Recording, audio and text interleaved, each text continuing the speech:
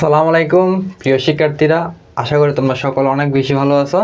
আজকের এই ভিডিওতে আমরা 124 পৃষ্ঠা ও 125 পৃষ্ঠার আয়ত ও বর্গের ক্ষেত্রফল এই টপিকটা নিয়ে আলোচনা করব।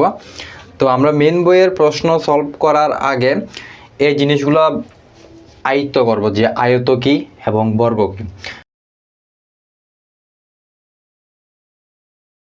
যদিও তোমাদের মেন বইয়ে এই টপিক সম্পর্কে কোনো বিস্তারিত লেখা নাই, তারপরও তুমি যদি এখন এই টপিকগুলো খুব ভালো করে বুঝতে পারো, সামনে তোমার অনেক কাজে আসবে ভাইয়া, বিশ্বাস করো। এই জন্য মনোযোগ সহকারে দেখো। আয়ত কি বলছে, যে চতুর্ভুজের চারটি কোণ সমকোণ বিপরীত বাহুগুলো সমান তাকে আয়ত বা আয়তক্ষেত্র বলে। কি বলছে? চারটি কোণ সমকোণ এবং বিপরীত বাহুগুলো সমান। এই জিনিসটা একটু ভালো করে দেখো, বিপরীত বাহুগুলো সমান তাকে আমরা আয়ত বা আয়তক্ষেত্র বলবো। এখন আমি ধরো এই একটা খাতা বা বই নিছি। এখন এখানে শর্ত কি, বিপরীত বাহুগুলো কিন্তু সমান হবে।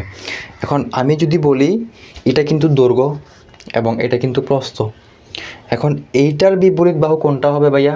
এইটার বিপরীত বাহু এই যে নিচেরটা হবে, ঠিক আছে? এটার বিপরীত বাহু কি কখনো এটা হবে? কখনো হবে না, কারণ এটার বিপরীত বাহু হবে নিচেরটা। উপরটা যদি 5 সেন্টিমিটার হয়, কথা ভালো করে বুঝো, উপরেরটা যদি 5 সেন্টিমিটার হয়, এটার বিপরীত বাহু যেহেতু এটা, আর এখানে যেহেতু বলেই দিছে বিপরীত বাহুগুলো সমান, তাহলে এইটা 5 সেন্টিমিটার হলে এটাও কিন্তু 5 সেন্টিমিটার হবে। ঠিক সেমভাবে তুমি যদি এইটার বিপরীত বাহু চিন্তা করো, এটার বিপরীত বাহু কিন্তু এই যে এটা হবে, এটার বিপরীত বাহু কিন্তু নিচেরটা হবে না বা উপরেরটা হবে না, এটার বিপরীত বাহু হবে কোনটা? এই যে এটা। তাহলে এইটা যদি 2 সেন্টিমিটার হয়, এটাও কিন্তু প্রায় 2 সেন্টিমিটার হবে। বুঝতে পারছো? নাকি এইটা 2 সেন্টিমিটার হলে এটা 5 সেন্টিমিটার হবে? কখনো কি হবে? কারণ দেখো এই দুইটা জিনিস কিন্তু বেশ সেম, এটার বিপরীত হচ্ছে এটা, এটার বিপরীত হচ্ছে এটা। এই জিনিসগুলো খুব ভালো করে মনে রাখো। এই জিনিসগুলো এখন থেকে মনে রাখতে পারলে সামনে তোমার অনেক কাজে আসবে। তো আমরা প্রথমত এটা বুঝে গেছি কি, বিপরীত বাহুগুলো সমান হবে। আর বর্গের যে কথাটা বলছে, বর্গ বা বর্গক্ষেত্রের যে কথাটা, যে চতুর্ভুজের চারটি বাহুই সমান এবং চারটি কোণই সমকোণ, এক সমকোণ মানে হচ্ছে ভাই কত ডিগ্রি? 90 ডিগ্রি, তাকে আমরা বর্গ বা বর্গক্ষেত্র বলবো। অর্থাৎ যে চতুর্ভুজের চারটি বাহুই সমান এবং চারটি কোণই সমকোণ, তাকে আমরা কি বলবো? বর্গ বা বর্গক্ষেত্র বলবো। এখন তোমরা এই জিনিসটা কিন্তু বুঝতে পারো নাই, চারটি বাহুই আমাদের সমান হইতে হবে, এটার মূল কথা হচ্ছে এটা, চারটি বাহুই সমান হইতে হবে। এখন আমার এরকম চারটি বাহু সমান, এরকম এখানে তো আমি যদি রাখতে পারতাম ভালো হইতো। তারপর আমি তোমাদেরকে এইখানে একটা জিনিস দেখাই। ধরো আমি একটা চিত্র আঁকলাম, মনে করো, মার্কার তো ডিস্টার্ব করতেছে, এই যে ধরলাম আমি এটা, ঠিক আছে? চারটি বাহুর সমানের যে সত্যটা, ধরো এটা উপরেরটা যদি 4 সেন্টিমিটার হয়, নিচেরটাও 4 সেন্টিমিটার হবে, পাশেরটাও 4 সেন্টিমিটার হবে, এটাও 4 সেন্টিমিটার হবে, অর্থাৎ দৈর্ঘ্যও 4 সেন্টিমিটার হবে, প্রস্থ 4 সেন্টিমিটার হবে। ওইটাকে আমরা কি বলবো? বর্গ বা বর্গক্ষেত্র বলবো। এখন তুমি এটা বুঝবা কেমনে? দুইটাই কিন্তু ভাই চতুর্ভুজ। তোমার থেকে আগে এটা বুঝতে হবে আয়ত এবং বর্গ, এটা তুমি কিভাবে সহজে মনে রাখবা?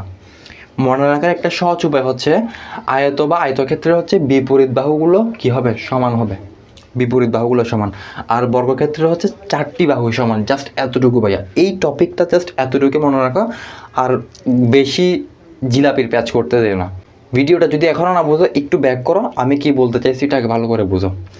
আচ্ছা, এই টপিকটা বুঝলে আমরা এখন মেন বইয়ের মধ্যে আসি। মেন বইয়ের মধ্যে কি বলছে, নিচে একটি আয়ত এবং একটি বর্গ দেওয়া আছে, একটি অপরটি থেকে কতটুকু বড়? বুঝতে পারছো কি বলছে? একটি আয়ত এবং একটি বর্গ দেওয়া আছে। তো তুমি যদি প্রথমত আয়ত এবং বর্গ না জানতা, তুমি কি এই টপিকটা বুঝতে পারতা? কখনোই পারতা না। এখন তো তুমি বুঝতে পারছো যে আয়ত কোনটা, বর্গ কোনটা। তুমি কি এখন এই দুইটা চিত্র থেকে আয়ত এবং বর্গ বের করতে পারবা? কোনটা আয়ত এবং কোনটা বর্গ? অবশ্যই পারবা। তুমি যদি একটু খেয়াল করে দেখো, এই যে নীল কালারের যে বক্সটা দিয়ে দিছে, এটা কি আয়ত হবে নাকি বর্গ হবে? একটু ভালো করে দেখো তো, যারা এখনও বুঝো নাই। আমাদের আয়তের মধ্যে কী ছিল? চারটি কোণই সমকোণ, বিপরীত বাহুগুলো হচ্ছে সমান। তাহলে এই যে এটা দেখো, এটার দৈর্ঘ্য কিন্তু বলে দিয়েছে 5 সেন্টিমিটার, আর প্রস্থ বলছে কত? 3 সেন্টিমিটার। তাহলে এটা কি আয়ত হবে নাকি বর্গ হবে? এটা কিন্তু বিপরীত বাহু সমান, এই জন্য এটা হবে কি? আয়ত। এটা কিন্তু বর্গ হবে না। আর এর পাশে যেটা দিয়ে দিছে, ওটা কিন্তু দৈর্ঘ্য 4 সেন্টিমিটার, প্রস্থ কিন্তু 4 সেন্টিমিটার, সবগুলো কিন্তু সমান। তাহলে এটাকে আমরা কি বলবো? বর্গ বা বর্গক্ষেত্র। এখন এই টপিকটাকে তোমরা বুঝতে পারছো নাকি একটু বলো ভাইয়া। এখন আমাদের প্রশ্নে বলছে আয়ত এবং বর্গ একটি অপরটি থেকে কতটুকু বড়। এখন কতটুকু বড় এটা বের করতে হলে আমাদের প্রথমত ক্ষেত্রফল বের করতে হবে। আয়তক্ষেত্রের ক্ষেত্রফল এবং বর্গক্ষেত্রের ক্ষেত্রফল দুইটা বের করার পর আমরা যদি দুইটা বিয়োগ করে দিই, বিয়োগ করে যেটা আসে ওটা হচ্ছে আমাদের উত্তর। ক্লিয়ার? এখন ক্ষেত্রফলের যে সূত্র আছে তোমাদের মেন বইয়ে, তোমরা একটু খেয়াল করলে দেখবা ক্ষেত্রফলের সূত্র হচ্ছে দৈর্ঘ্য গুণ প্রস্থ। তুমি যদি আয়তক্ষেত্রের ক্ষেত্রফল বের করতে যাও তাহলে দৈর্ঘ্য ইন্টু প্রস্থ, বর্গক্ষেত্রের ক্ষেত্রফল যদি বের করতে চাও তাহলে দৈর্ঘ্য ইন্টু প্রস্থ। ক্লিয়ার? এখন তুমি তো এই দুইটা থেকে বুঝে গেছো যে কোনটা আয়ত এবং কোনটা বর্গ। তুমি কি এইখান থেকে ক্ষেত্রফল বের করতে পারবে না? অবশ্যই পারবে। তো আমি প্রথমত যদি বলি আয়তক্ষেত্রের ক্ষেত্রফলটা তুমি বের করো। ক্ষেত্রফলের সূত্র হচ্ছে কি দৈর্ঘ্য গুণ প্রস্থ। এখন তুমি তো জানো কোনটা দৈর্ঘ্য কোনটা প্রস্থ।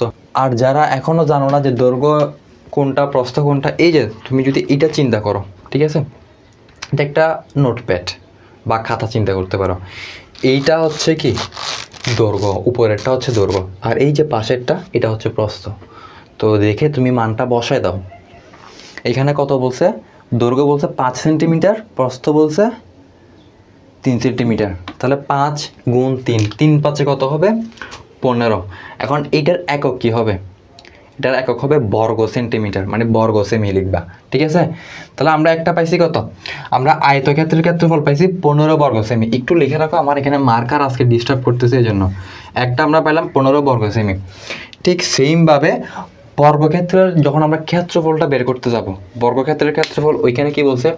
দৈর্ঘ্য কিন্তু 4 সেন্টিমিটার, প্রস্থ কিন্তু 4 সেন্টিমিটার। তুমি একটু চিত্রের দিকে খেয়াল করো, এটাও কিন্তু বলে দিয়েছে উপরেরটা 4 সেন্টিমিটার এবং পাশেরটাও কিন্তু 4 সেন্টিমিটার।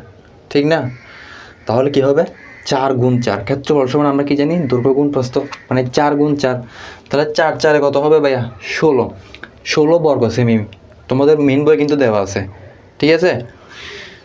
তাহলে আমরা একটা পাইলাম কি 15 বর্গ সেমি, একটা পাইলাম 16 বর্গ সেমি। আমাদের বের করতে হবে একটি অপরটি থেকে কতটুকু বড়। এখন 16 থেকে আমরা যদি 15টা বিয়োগ করে দিই আসে কত? 1। ওই একই হচ্ছে উত্তর। তাহলে তোমরা লিখবা বর্গক্ষেত্রটি আয়তক্ষেত্রের চেয়ে 1 বর্গ সেমি বড়। যেহেতু আমরা বিয়োগ করে পেলাম 1, তাহলে 1 বর্গ সেমি হচ্ছে কি বড়। এটা বুঝে থাকলে আমরা দেখো এখন 125 পৃষ্ঠায় চলে যাই। 125 পৃষ্ঠায় কি বলেছে?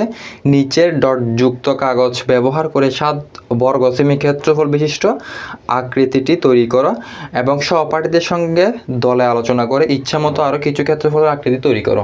পারবা জাস্ট। তোমরা তোমাদের মধ্যে একটা মাপ নিয়ে 4 সেন্টিমিটার নিতে পারো, 5 সেন্টিমিটার নিতে পারো, 7 সেন্টিমিটার নিতে পারো। নির্দিষ্ট একটা মাপ নিয়ে তোমরা তৈরি করে ফেলবে। এটা কিন্তু যে যার যার মতো করতে পারবে, এটা কোনো নির্দিষ্ট মান নেই। আর এখানে পড়ানোর মতো কিছুই নাই। যে টপিকটা বোঝানো দরকার ছিল সেটা হচ্ছে আয়ত এবং বর্গ।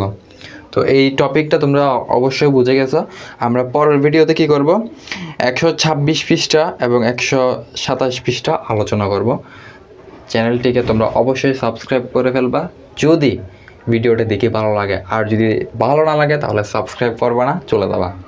দেখা হচ্ছে সবার সাথে পরের ভিডিওতে। সবাই ভালো থাকবা, সুস্থ থাকবা। আল্লাহ হাফেজ।